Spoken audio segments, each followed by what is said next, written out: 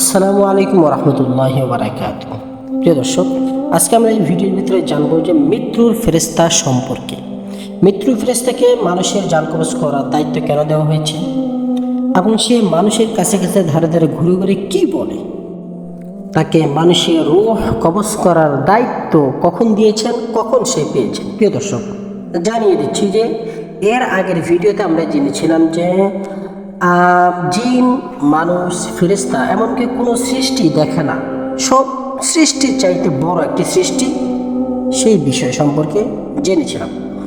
আজকের ভিডিও থেকে চলে যাচ্ছি যে এই বিষয়ে নবী করিম সাল্লাল্লাহু আলাইহি সাল্লাম এবং সাহাবায়ে কেরাম, তাবিন, তবে তাবিন, আইম্মা মুজতাহিদিনগণের কিছু কৌল আপনাদের সামনে রাখছি। তো শুরু করছি হযরত আবু হুরায়রা রাদিয়াল্লাহু তাআলা আনহুর একটি হাদিসে মুবারাকা থেকে। তিনি বলেন যে আল্লাহ সুবহানাহু ওয়া তাআলা যখন হযরতে আদম আলাইহিস সালামকে সৃষ্টি করার পরিকল্পনা নিলেন, তখন হামিলানে আরশ বহনকারী ফেরেশতাদের মধ্যে হতে একজন ফেরেশতাকে জমিনের বুকে পাঠালেন। বলে দেওয়া হলো যে জমিন থেকে মাটি নিয়ে আসো। সেই ফেরেশতা জমিনে এসে যখন মাটি নিবে এমন সময় জমিন বলে উঠলো যে, হে আল্লাহর ফেরেশতা, আমি তোকে আল্লাহর ওয়াস্তে বলছি, আল্লাহর ওয়াস্তে বলছি যে আজকে তুই আমার বুক থেকে মাটি নিচ্ছি না। কারণ যে মানুষ আল্লাহ সুবহানাহু ওয়া তাআলা সৃষ্টি করতে যাচ্ছে, ওই মানুষ আগামীকালকে জাহান্নামের মধ্যে জ্বলবে। আমি চাই না জাহান্নামের মধ্যে যেতে। সুতরাং ওই ফেরেশতা মাটি না নিয়ে চলে গেল আল্লাহ সুবহানাহু ওয়া তাআলার কাছে। আল্লাহ সুবহানাহু ওয়া তাআলা জিজ্ঞাসা করলেন যে আমি যে হুকুমটা তোকে দিলাম, তোকে যে কাজটি করতে বললাম, ওই কাজটি থেকে কোন জিনিসে তোকে ফিরিয়ে নিয়ে আসলো?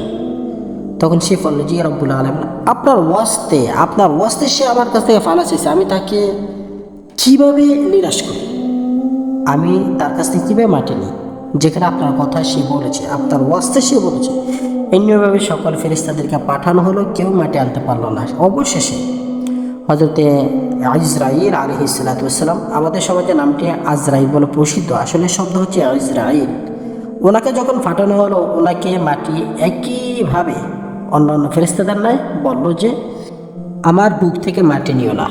তখন হযরতে আজরাইল আলাইহিস সালাতু ওয়াস সালাম বললেন যে অনুকরণ করার ক্ষেত্রে আল্লাহ সুবহানাহু ওয়া তাআলা চাইতে তুই বড় না। সুতরাং আল্লাহ পাক রব্বুল আলামিন আমাকে হুকুম করেছে যে মাটি নেওয়ার জন্য আমি নিয়ে যাব। তখন হযরতে আজরাইল আলাইহিস সালাতু ওয়াস সালাম ওই মাটির বুক থেকে ভালো উন্নত মানের কয়েক রঙের মাটি নিয়ে গেলেন। আল্লাহ সুবহানাহু ওয়া তাআলা ওই মাটিকে জান্নাতের পানি মিশালেন মাটির মধ্যে, এবং ওই মাটি দ্বারাই আদম আলাইহিস সালাতু ওয়াস সালামের কঙ্কালকে তৈরি করলেন। এই রওয়ায়াতটিকে ইমাম সুয়ুতি রহমতুল্লাহি আলাইহি, সাঈদ বিন মনসুর এবং ইবনুল মুনজির রহমতুল্লাহি আলাইহি বর্ণনা করেছেন। এরপরে আবু হাতিম রহমতুল্লাহি আলাইহি বর্ণনা করেছেন।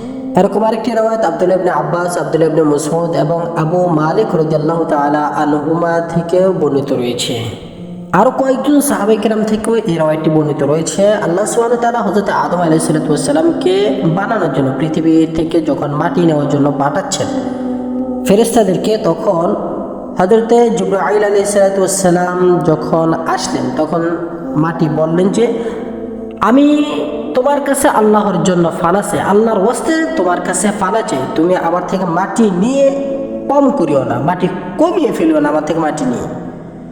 তখন সে চলে গেল এবং আল্লাহ পাক রব্বুল আলামিনকে বললেন যে রব্বুল আলামিন, সে আপনার ওয়াস্তে ফানা চেয়েছে, এই জন্য আমি তাকে ফানা দিয়ে দিয়েছি, আপনি অন্য কাউকে পাঠান, আমি এটা পারবো না। তখন অন্যান্য ফেরেশতাদেরকে পাঠালেন। এক পর্যায়ে হযরতে আজরাইল আলাইহিস সালাতু ওয়াস সালাম উরুফে আজরাইল আলাইহিস সালাতু ওয়াস সালামকে পাঠালেন। তেনাকেও মাটি বলতেছে, আমি আল্লাহর ওয়াস্তে আপনার কাছ থেকে ফানা চাই, আপনি আমার থেকে মাটি নিয়ে মাটি কমেন না। তখন তিনি বললেন যে আমিও আল্লাহর ওয়াস্তে তোমার কাছে ফানা চাই, আল্লাহ সুবহানাহু ওয়া তাআলা আমাকে যেই কাজ করার জন্য পাঠাইছেন, যে হুকুম দিচ্ছে, ওটা আমি অমান্য করতে পারবো না।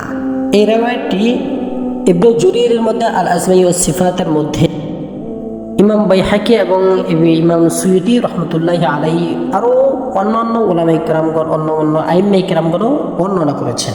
এই সমস্ত হাদিসগুলোর ব্যাখ্যায় ইমাম সুয়ুতি রহমতুল্লাহি আলাইহি বলেন যে হযরতে আজরাইল আলাইহিস সালাতু ওয়াস সালাম অনেক শক্ত ধরনের ফেরেশতা, শক্ত তার দিল, তার যেই হুকুম তার উপরে আছে ওটাই পালন করার ক্ষেত্রে সে উঠে পড়ে লেগে থাকে, চাই এর জন্য যে কারো ক্ষতি হোক বা না হোক।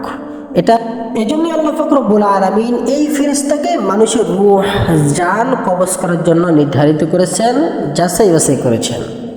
এমনিভাবে হযরতে যায়েদ ইবনে সাবিত রাদিয়াল্লাহু তাআলা আনহু বলেন যে নবী করিম সাল্লাল্লাহু আলাইহি ওয়াসাল্লাম বলেন, লাউ রাআইতুমুল আজাল, যদি তোমরা মৃত্যু এবং তার সিদ্ধান্তর ব্যাপারে জেনে থাকো তাহলে তোমরা দুনিয়ার আশা এবং ভরসা থেকে ঘৃণা করো, আশা এবং ভরসাকে ঘৃণা করো, দুনিয়ার চিন্তা চেতনাকে ঘৃণা করো।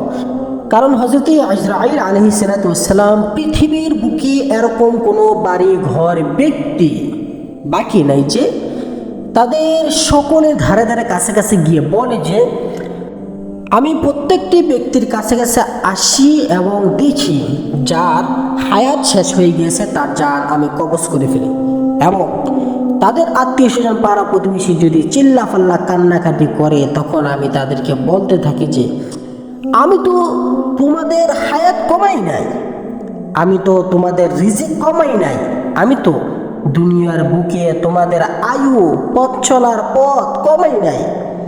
খোদার কসম করে বলতেছি আমার কোনো দোষ নেই, আমার কোনো দোষ নেই। আমার তো কাজ হচ্ছে তোমাদের নিকট আসা, আমি আবারও আসবো, আমি আবারও আসবো, আমি আবারও আসবো, এমনকি আসতে আসতে তোমাদের মধ্য থেকে কাউকে ছাড়বো না, কাউকে না, সকলকে পাকড়াও করব, সকলকে ধরব, সকলের জান কবজ করব। আমার কোনো দোষ নেই, খোদার কসম আমার কোনো দোষ নেই। প্রিয় দর্শক, এই রাওয়ায়াতটি ইমাম দাইলবী রহমতুল্লাহ আলাই এবং ইমাম সুয়ুতি রহমতুল্লাহ আলাইও তাদের কিতাবের মধ্যে বর্ণনা করেছেন। হযরত মুজাহিদ রহমতুল্লাহ আলাই বলেন যে মালাকুল মউত অর্থাৎ হযরত ইসরাঈল আলাইহিস সালাম পৃথিবীর বুকে এরকম কোনো ঘর জায়গা বাড়ি স্থান নাই যেখানে সে প্রতিদিন 2 বার চক্কর দেন না। প্রতিটা জায়গায়, প্রতিটা ঘরের মধ্যে, পৃথিবীর বুকে সমস্ত জায়গায় প্রতিদিন 2 বার করে রাউন্ড দেন, 2 বার করে চক্কর দেন। এই রাওয়ায়াতটি মুসান্নাফ আব্দুর রাজ্জাক এবং কিতাবুল জুহুদের মধ্যে ইমাম আহমদও বর্ণনা করেছেন। এছাড়া ইবনে জরির, ইবনে মুনজির, ইবনে আবু হাতিম রহমতুল্লাহ আলাইহি বর্ণনা করেছেন। আরও অনেক কিতাবের মধ্যে অনেক উলামায়ে কেরাম আইমে মুজতাহিদিনগণ এই রাওয়ায়াতটি হাদিসটি বর্ণনা করেছেন। এবং এই হাদিসটিকে আব্দুল আলা আত-তামিমি রহমতুল্লাহ আলাইহি এইভাবে বলেন যে মালাকুল মউত অর্থাৎ হযরত ইসরাঈল আলাইহিস সালাতু ওয়াস সালাম প্রতিদিন 2 বার করে সারা পৃথিবীর মধ্যে যত মানুষ বসবাস করে, যত মানুষ আছে, প্রত্যেকটি মানুষের সাথে 2 বার করে মুসাফা করে থাকেন। ইবনে আবি শাইবা এবং ইমাম আহমদ বিন হাম্বল রহমতুল্লাহ আলাইহি জাওয়ায়েদের মধ্যে আবু শাইখ রহমতুল্লাহ আলাইহি এই হাদিসটি বর্ণনা করেছেন। হযরত হাসান বসরি রহমতুল্লাহ আলাইহি বলেন যে হযরত ইসরাঈল আলাইহিস সালাতু ওয়াস সালাম প্রতিদিন 3 বার করে প্রতিটি মানুষের সাথে মুসাফা করেন, প্রতিটি মানুষের সাথে দেখা করেন।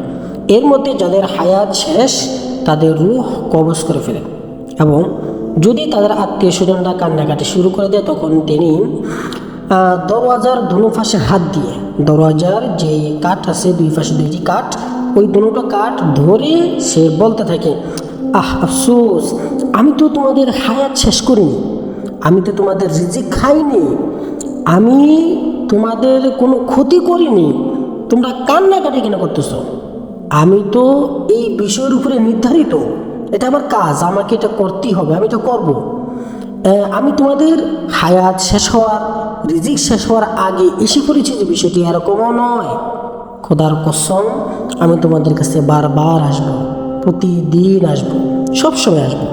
এমনিভাবে তোমাদের মধ্যে কেউ পৃথিবীর বুকে আর বেঁচে থাকবে না, সকলকে মৃত্যুবরণ করতে হবে। হযরত হাসান বসরি রহমতুল্লাহ আলাইহি আরও বলেন যে যদি পৃথিবীর মানুষ মালাকুল মউত ইসরাঈল আলাইহিস সালাতু ওয়াস সালামের ওই সমস্ত কথাগুলো শুনত, তার যে স্থান, তার যে স্তর, তার যে ভঙ্গি, ওগুলো যদি তারা দেখত তাহলে তারা যে ব্যক্তি মৃত্যুবরণ করেছে তার বেদনায় কান্নাকাটি না করে নিজেদের অবস্থার জন্য তারা কান্নাকাটি করত। ওনার এই সমস্ত কথাগুলোকে যিকরুল মাউতের মধ্যে ইবনে আবি দুনিয়া বর্ণনা করেছেন এবং আবু শাইখ এই হাদিসটি বর্ণনা করেছেন। এরপর হযরত যায়েদ ইবনে আসলাম রাহমাতুল্লাহি আলাইহি বলেন যে মালাকুল মউত হযরত আজরাইল আলাইহিস সালাতু ওয়াস সালাম প্রতিদিন 5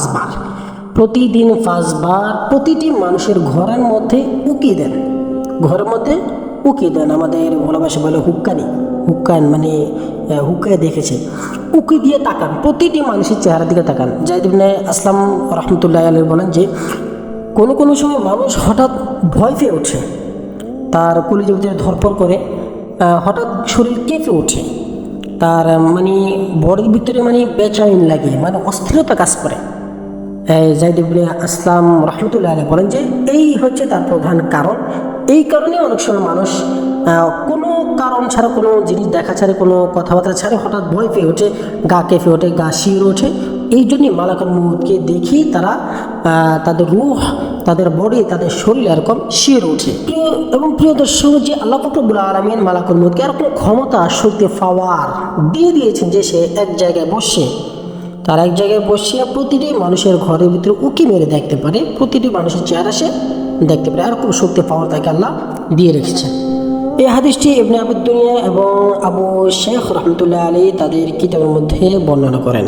প্রিয় দর্শক, বর্ণনাকৃত হাদিসগুলোর মধ্যে কোনো হাদিসে একবার, কোনো হাদিসে দুইবার, কোনো হাদিসে 5 বার, আরও বেশিও কিছু হাদিসে এসে থাকে যে মালাকুল মউত প্রতিটি মানুষের ঘরের ভিতরে দেখেন, উকি মারেন, আসেন, মুসাফা করেন, দেখা সাক্ষাৎ করেন।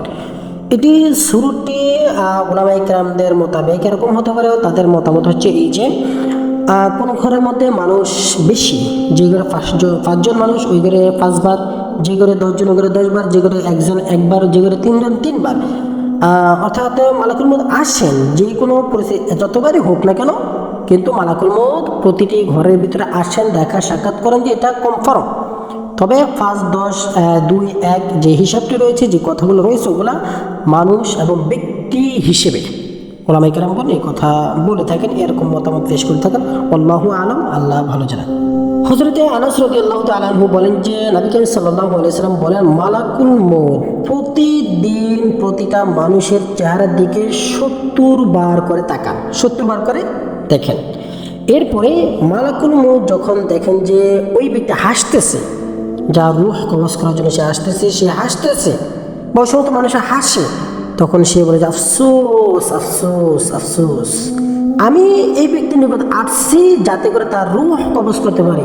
আর সে হাসছে, সে হাসি তামাশা করছে, সে রং তামাশা করতেছে, সে হাসতেছে, এই সময় তো কথা বলে সে বলে কথা তো ঠিকই যে আমি একদিন মৃত্যুবরণ করতেই হবে। তো আমি মালাকুল মউত আমার দিকে এতবার দেখছেন, এতবার তাকিয়ে আছেন, এতবার আমার যাচাই বাছাই করতেছেন আমাকে, আমার মৃত্যু লেখা আজকের দিনের মধ্যে আছে কি নাই, আমি হাসতেছি, আমার কোনো চিন্তা নেই, ফিকে নেই। প্রিয় দর্শক, যে সমস্ত হাদিসগুলো আপনাদের সামনে রেখেছি, আশা করছি খুবই ইম্পর্টেন্ট এবং গুরুত্বপূর্ণ হাদিস রেখেছি। প্রিয় দর্শক, আজকে এই পর্যন্ত থেকে সকলেই আমার জন্য দোয়া করবেন, আল্লাহ সুবহানাহু ওয়া তাআলা যেন আপনার সকলে মৃত্যু যেন ঈমানের আঙিনায় করে। আসসালামু আলাইকুম ওয়া রাহমাতুল্লাহি ওয়া বারাকাতুহু।